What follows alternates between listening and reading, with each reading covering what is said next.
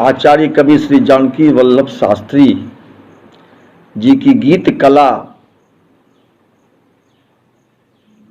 की ओर आपका ध्यान आकर्षित करना चाहता हूं।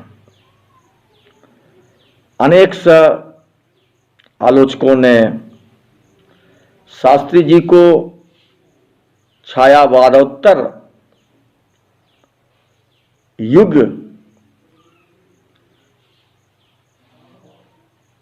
का कवि माना है। कुछ आलोचक ऐसे हैं जो उन्हें निरालोत्तर गीत पीढ़ी के गीतकार कवि मानते हैं, लेकिन मेरा मत उन सब से भिन्न है। वर्षों उनके सानिध्य में रहने के कारण मैं यह स्पष्ट करना चाहूंगा, और जैसा कि वो कभी कभी बोलते थे कि जो लोग मुझे छायावादोत्तर युग का कवि मानते हैं उसने मुझे पढ़ा ही नहीं, और जो निरालोत्तर पीढ़ी के कवि के रूप में हमको देखते हैं उन्होंने भी मुझे नहीं जाना। तो मैं स्पष्ट करना चाहूंगा कि शास्त्री जी ने स्वयं को व्यास, वाल्मीकि, कालिदास से निराला तक की परंपरा से ही संपृक्त या जोड़कर रखा। उन्होंने साहित्य में होने वाले सभी प्रकार के प्रयोगों और अतिवाद से स्वयं को सर्वथा अलग रखा। उनका गीत संसार विशाल है, व्यापक है और अप्रतिम है, और आने वाली पीढ़ियों के लिए स्पृहणीय है, क्योंकि उनमें जैसी अंतर्मुखता है वैसी ही बहिर्मुखता वह समय और युग अर्थात साहित्यिक सीमाओं का अतिक्रमण करते हुए साहित्य में अपनी पहचान बनाए रहे हैं। साहित्य को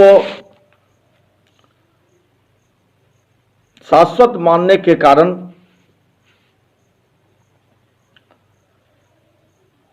वह सभी प्रकार के हलचलों में एक समान सक्रिय नहीं दिखाई देते। मैं अभी विस्तार में न जाकर सीधा अपने विषय पर आता हूं। उदाहरण के लिए शास्त्री जी के इसी गीत को देखें। इसमें कवि के व्यक्तित्व की अभिव्यक्ति तो है ही, स्वर सौंदर्य उसमें तीव्रता लाता है और निवेदन का स्वर अपनापन की अधिकता को वाणी देता है। तो प्रस्तुत है श्यामा संगीत का एक छोटा सा गीत। ये देखिए मेरे सामने उनकी किताब है, ये है श्यामा संगीत, और ये मैं दिखा रहा हूं जिसमें उनकी 60 गजलें हैं और सैकड़ों गजलों की उन्होंने रचना की है। ये देखिए ये शास्त्री जी हैं, और ये सारी किताबें हैं जो मैंने शोध प्रबंध लिखा है, और भागलपुर विश्वविद्यालय ने मुझे पीएचडी की डिग्री की है। तो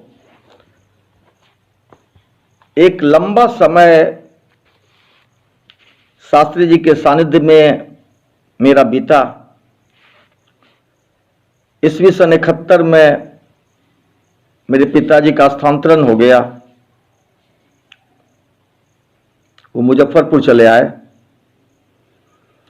और एक ज़माने में हिमालय माधुरी वगैरह में जब शास्त्री जी की कविताएं छपती थी उसमें, तो मेरे पिताजी भी आलेख लिखते थे, इससे उनका परिचय था। लेकिन मुजफ्फरपुर आने के बाद उसमें और गहराई आ गई। मुझे लेकर वह शास्त्री जी के पास गए मिलवाने के लिए।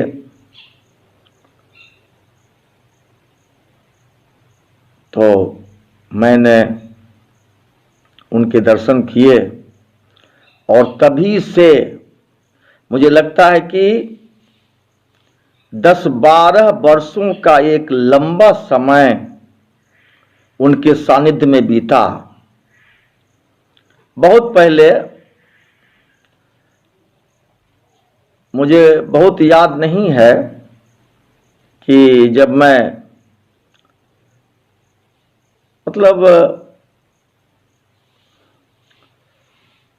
शुरू में स्कूली जीवन में एक प्रभास्कर शर्मा थे, नया गांव के टीचर थे, बाद में प्रधानाध्यापक बने। मुझे बहुत मानते थे पिताजी के कारण। उन्होंने मुझसे कहा कि तुम एमए में पढ़ रहे हो, या हमने शायद, मुझे लगता है कि मैं ग्रेजुएशन कर रहा हूँगा, उसी समय की बात होगी। तो यहाँ से पत्रिका निकल रही है, श्री कृष्ण पत्रिका। तो उसमें कुछ अगर लिखना चाहो तो लिखना। तो उसमें मेरा पहला लेख प्रकाशित हुआ और प्रभास्कर जी ने बहुत बढ़िया से सुंदर कलेवर में उसको छापा। उसका शीर्षक था राष्ट्र कवि दिनकर के द्वंद्व गीत में जीवन दर्शन। खैर, बहुत लोगों ने उसकी प्रशंसा की। फिर एक लंबा अंतराल हो गया। शास्त्री जी के सानिध्य में आने के बाद हमारे भीतर लिखने की रुचि पैदा हुई। मैंने 2-3 आलेख दिखाए तो कहा कि धर्मायन को भेजो, और भी दूसरी पत्रिकाओं का नाम बताया, वहाँ भेजो। जब एक बार तुम्हारा आलेख छप जाएगा तो तुम्हारा उत्साह बढ़ेगा। मैंने उन्हीं के कहने पर अपना आलेख महावीर मंदिर प्रकाशन पटना से निकलने वाली पत्रिका धर्मायन के लिए भेजा। कुणाल जी उसके उस न्यास समिति के सब कुछ थे और बड़े बड़े लोग थे उसमें। पहली बार मेरा उसमें एक लेख छपा, उसका नाम था श्वेत शतदल पर सुशोभित। तो उसमें प्रज्ञा की देवी, गॉडेज ऑफ विजडम, सरस्वती को एक, सरस्वती जी का एक दार्शनिक कलेवर प्रस्तुत किया गया है। तो खैर, मैं अपना इतिहास नहीं सुनाऊंगा। मेरा इतिहास बहुत लंबा है और टेढ़े मेरे रास्तों से गुजरा है। तो लीजिए, मैं आपको एक गीत सुनाता हूँ श्यामा संगीत का, नींद न आई दरस लालसा। ये मेरे पास किताब है, मैं किताब से पढ़ के सुना रहा हूँ। नींद न आई दरस लालसा, नींद न आई दरस लालसा, आँखें खोल रहे, आँखें खोल रहे, हम अपने तम से न डरे, हम अपने तम से न डरे, तेरी द्युति तौल रहे। मस्तक व्यस्त दिवाकर से, मन मस्त निशाकर से, हलचल सी मच गई उलझते गए अचर चर से। हम अपने तम से न डरे, तेरी द्युति तौल रहे। सागर होगा अपने घर का, सागर होगा अपने घर का, हम नभ घोल रहे। हम अपने तम से न डरे। तो वह गाते थे, उनको गला भी ईश्वर ने दिया था। उनसे बहुत सी कविताएं और गज़ल गीत सुनाने को लोग आग्रह करते थे और कभी कभी गुनगुनाते भी थे। पीर पुरानी हो, मेरी पीर पुरानी हो, जब जग में जब मैं न रहूं तब जग में मेरी एक कहानी हो, यह पीर पुरानी हो। तो उनके तो जितने भी गीत हैं, गज़लें हैं, सब गाने ही वाले हैं। लेकिन ईश्वर ने मुझे गला नहीं दिया, मैं ऐसे बैठे बैठे गुनगुनाता रहता हूँ कुछ।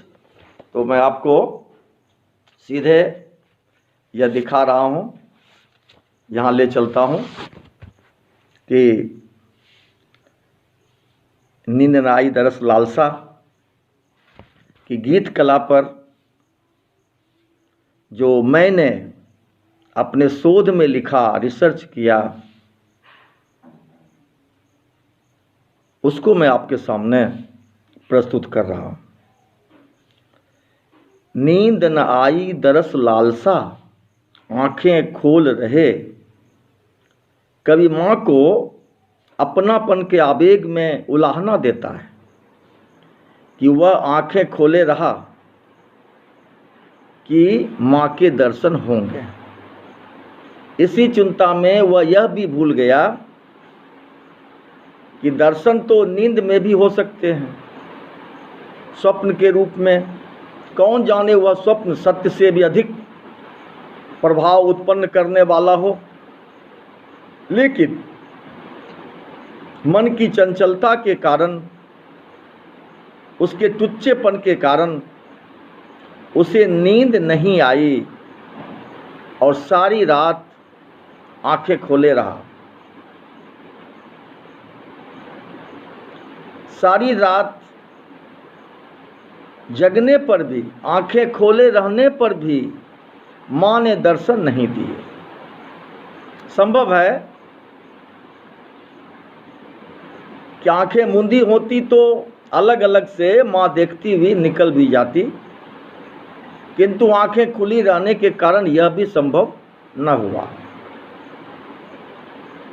माँ अपने को दिखलाना नहीं चाहती। बस ये जो है, ये अधिकार का, यहाँ जो अधिकार रेखांकित है कवि का, वही देखने लायक है। माँ अपने को दिखाना नहीं चाहती, दिखलाना नहीं चाहती, और कवि का हठ है, देखने वाले का हठ है कि वह आंखें खोले पंथ निहार रहा है। सो जो हो, माँ ने दर्शन नहीं दिए तो नहीं दिए। कवि अपना भावावेग यह कहकर प्रकट करता है, यदि हम में दर्शन की पात्रता नहीं है, इसलिए माँ दर्शन नहीं देती, तो कोई चिंता नहीं। वह तो अंधेरे में है ही, ज्यों त्यों रह लेगा। किंतु जैसा कि संत कबीर ने कहा था, जो काशी तन तजय कबीरा, ध्यान दीजिएगा, जो काशी तन तजय कबीरा, तो राम ही कहाँ निहोरा रे। कि अगर काशी में मरने से ही मुक्ति होती है, तो इतने दिनों तक जो राम नाम जपा गया, राम के भरोसे जिया मरा गया, उसका क्या अर्थ है? जिसका अंतःकरण सात्विक रहता है, उज्जवल है, माँ यदि ऐसे को ही दर्शन देती है तो इसमें माँ की अतिरिक्त महिमा क्या हुई? इसी विश्वास से कवि दर्पपूर्ण वाणी में माँ की इस संकीर्णता को ललकारता है और कहता है कि उसे तो अपने अज्ञान या अंधकार की ठीक ठीक पहचान है, परख है, किंतु माँ जो ज्योतिर्मयी कहलाती है, प्रकाशमयी कहलाती है, उन विशेषणों का क्या होगा यदि वह किसी अंधेरे में पड़े हुए को अपने आलोक से आलोकित नहीं करती? प्रश्न अंधकार या प्रकाश का नहीं है, माँ के प्रकाशमयी होने और नहीं होने का है। यदि वह प्रकाश ही प्रकाश है तो कभी अंधकार में क्यों है? ऐसे में एक ही बात हो सकती है कि अपनी सही पहचान रखने वाले कवि के मन में कहीं अज्ञान के अंधकार का कोई भय तो नहीं, क्योंकि मानव स्वभाव त्रिगुणात्मक होने के कारण जब तब तमोगुण से भी ढक जाता है। किंतु तब माँ की आलोकमयी महिमा का क्या होगा? जो प्रकाश अपने इतने नज़दीकी को भी प्रकाशित नहीं करता, वह तो केवल कहीं सुनी जाने वाली द्युति या दीप्ति मात्र है। उसमें ऐसी धारदार ज्योति तो नहीं जो अंधेरे को काट सके, अंधकार को दूर कर प्रकाश फैला सके। बस चुनौती इसी बात की है कि यदि सचमुच ही माँ ज्ञानमयी है, प्रकाशमयी है, तो वह अपनी संतानों को उस सुख से वंचित न करे, अन्यथा अंधेरे और उजाले का पलड़ा एक सा होगा। कोई माँ के भरोसे ऐसा कुछ न कर पाएगा कि शिशु समझकर माँ उसे अनदेखा कर देगी और उंगली पकड़ कर उसकी प्रज्ञा को अपने आलोक के लोक में ले आएंगी। इतनी सारी व्यंजनाएं कवि के शब्द कौशल ने केवल एक पंक्ति में भर दी है, जो ढूंढे न मिलेगा। हम अपने तम से न डरे, तेरी द्युति तौल रहे। तो मैं आपका अधिक समय नहीं लूँगा। ये उनकी गीत कला पर यह पहला वीडियो है। मैं कोशिश करूँगा इसका और भी वीडियो बनाऊँगा और आप तक भेजूँगा। तो दूसरे पार्ट में, तीसरे पार्ट में यह वीडियो जाएगा और आपको सुनने का अवसर मिलेगा। अब विदा लेता हूँ। आप सभी को बहुत बहुत धन्यवाद। आशा है आपको यह पाठ अच्छा लगा होगा।